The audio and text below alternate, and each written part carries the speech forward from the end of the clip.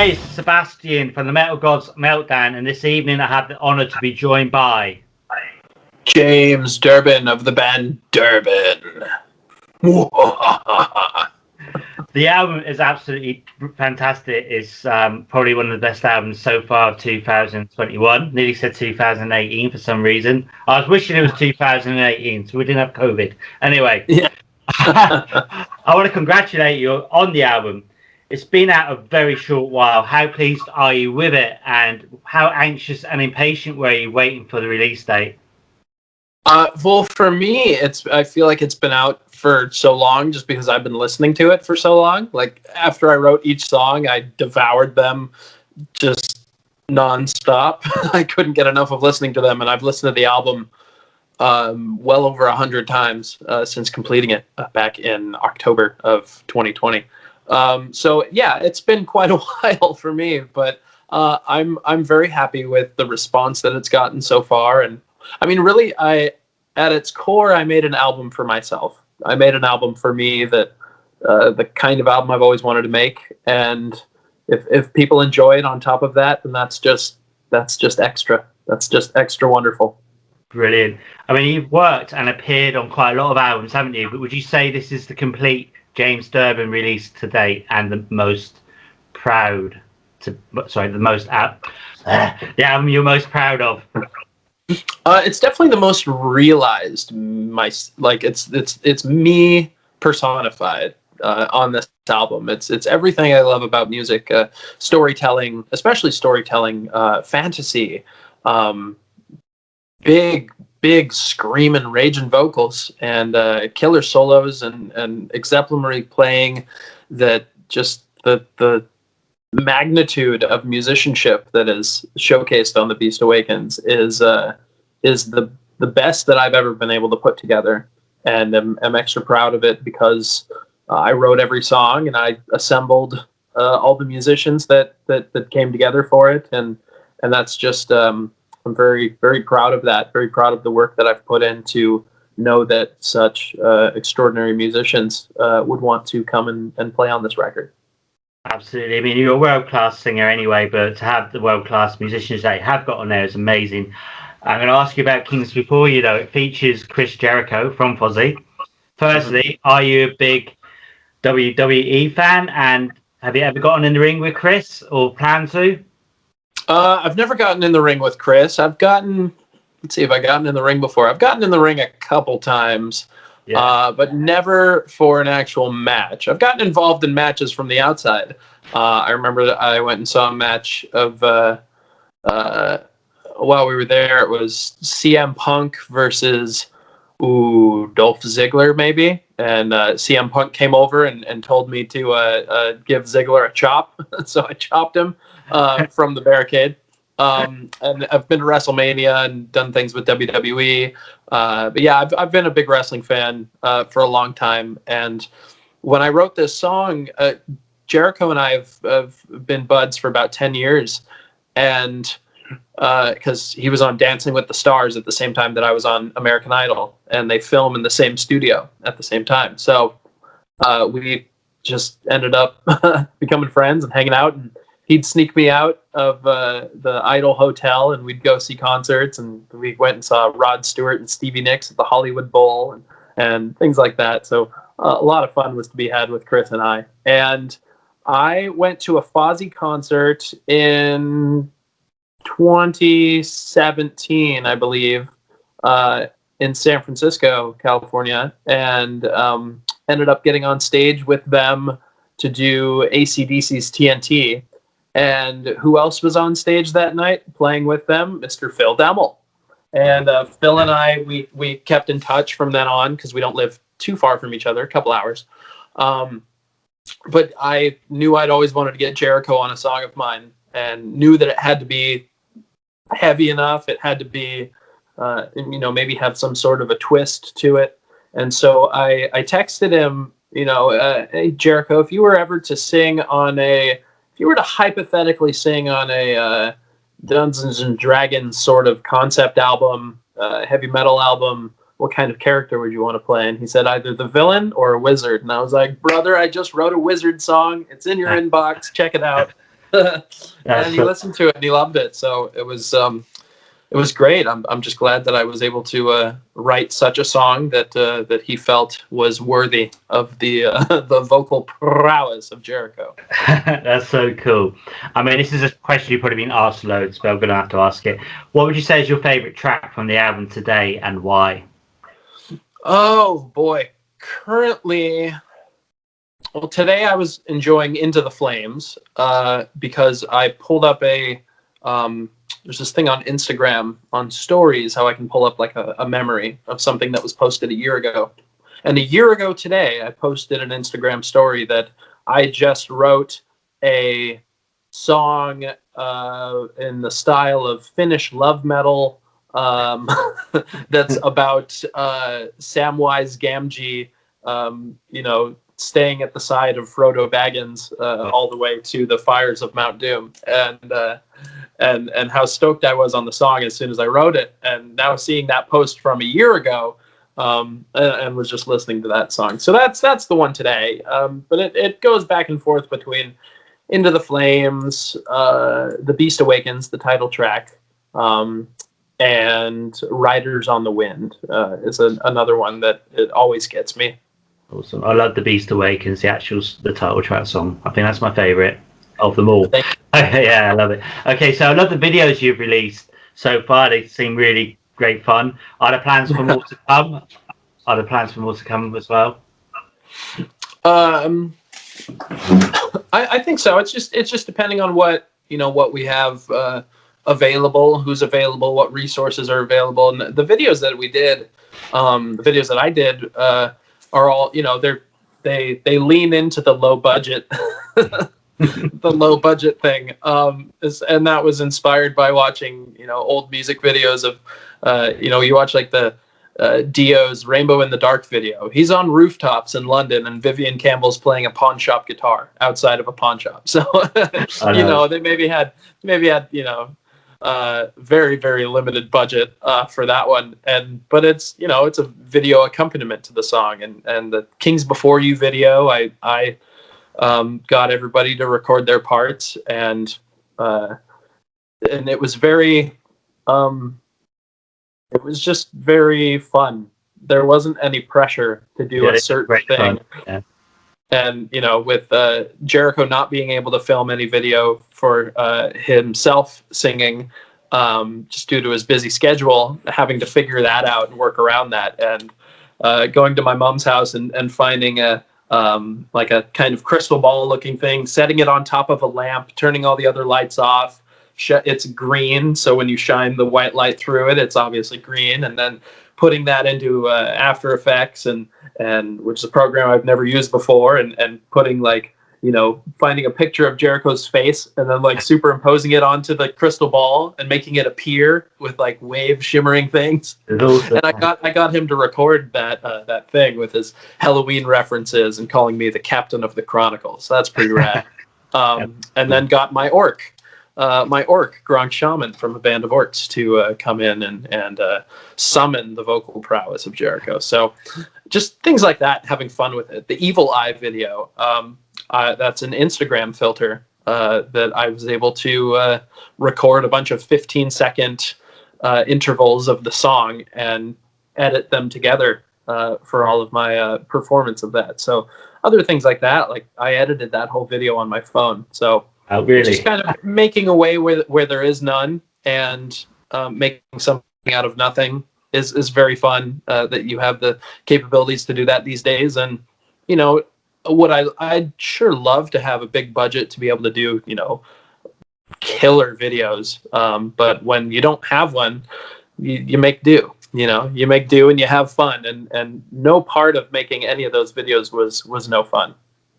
No, they're awesome. They're very 80s retro and just yes. They're good fun, man. Okay, you also signed to Frontier Records for your debut. That must have been one hell of an honor. How have they been with your promotion and that? Has it been good so far? Oh, it's been wonderful. It's been absolutely wonderful working with Frontiers, and they're there when you need them, and they know, they've got enough on their plate to not be too bothersome when you're making the record. And as I wrote every song, I'd send it to them and get their approval or their disapproval, and then wait, a couple months, and then send them the same songs and get approval. Which happened with a couple songs on the record that originally I had sent them and they didn't like, and then I kind of worked on them a little bit and then sent them back. And like Kings Before You wasn't supposed to be. Kings Before You was turned away. And then I rearranged it, and then I got Chris Jericho and Phil Demmel to play on it, and then it's a better song. Same with Into the Flames. Into the Flames was one that I rewrote and repackaged and rearranged and made its way onto the album. So yeah, that's awesome. What's the 2021 hold for you? I mean, are you planning to go out on the road? Is that going to be possible, do you think? And if not, have you thought about doing a live album stream? I've thought about doing the live performance video, kind of a stream. I've thought about it. It's definitely a lot of work to do that and to put that all together. My musicians are in different places, different states even. So that's that. In that aspect, it's kind of difficult. Currently, there's no road to get out on, so unless you live in Florida, which I do not.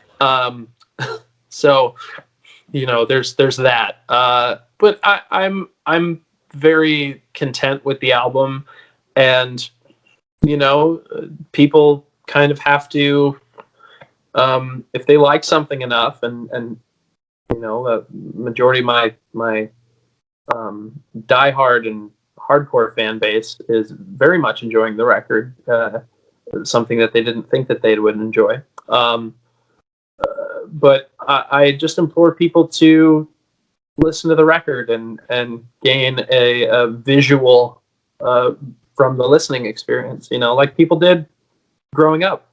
People that grew up in the 60s and the 70s and the 80s, there wasn't really the ability to go out and see all the bands all the time because they'd be going out and doing all their things. So, you would consume the album. You would consume the booklet and all the lyrics and the photos and the imagery and figure out what it means and try and decide yourself what you think it means, what it means to you, what it means to the artist, what it means to the person singing it who wrote the songs. And I really wanted to and set out to, and I feel like I achieved that, the ability to write something that can be consumed that way, since touring isn't really an option. It must be so rewarding for you as a musician to be able to look back. It's 10 years since American Idol, but you're in your own right now. You've got this album out, and great things surely are going to be ahead for you with this album. How rewarding is it for you? It's great. Well, it's strange that 10 years has crept up on me so quickly, because it doesn't seem like it's been that long. The way I can tell is I look at our kids and I'm like, oh my gosh, they're so big. And it's been great. I mean, as with anything, as with any career, as with anything that you're trying for and practicing towards, there's plenty of ups and plenty of downs, but that's the way the game is played. I'd rather it be ups and downs than just the same shit over and over. So yeah, but it's been great. It really has. It's you put the work in. If there's something that you really want, you really think that it's something that you want down the line and you want to work towards, and you plant the seeds and you do the work to make them grow. And sometimes they grow, sometimes they don't. But yeah, right now it feels like harvesting time. We're harvesting those crops that we put out so many years ago. Awesome.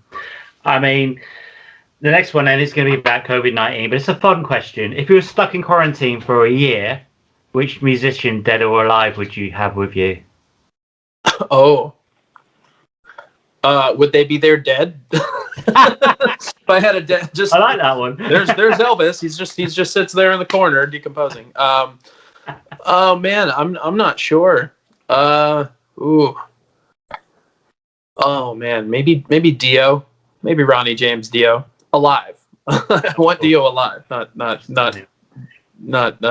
decomposing in the corner.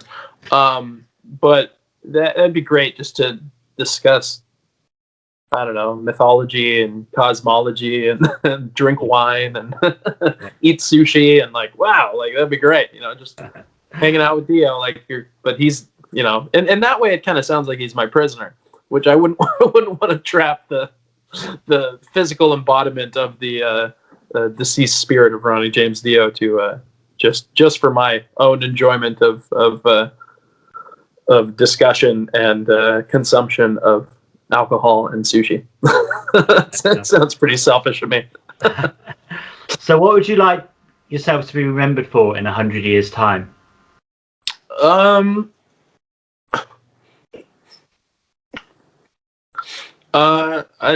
If I could just be remembered at all. I don't really care what it's for, but just to be remembered at all, that'd be something. Great answer. Great answer, man. Can you tell us why we should check out The Beast Awakens?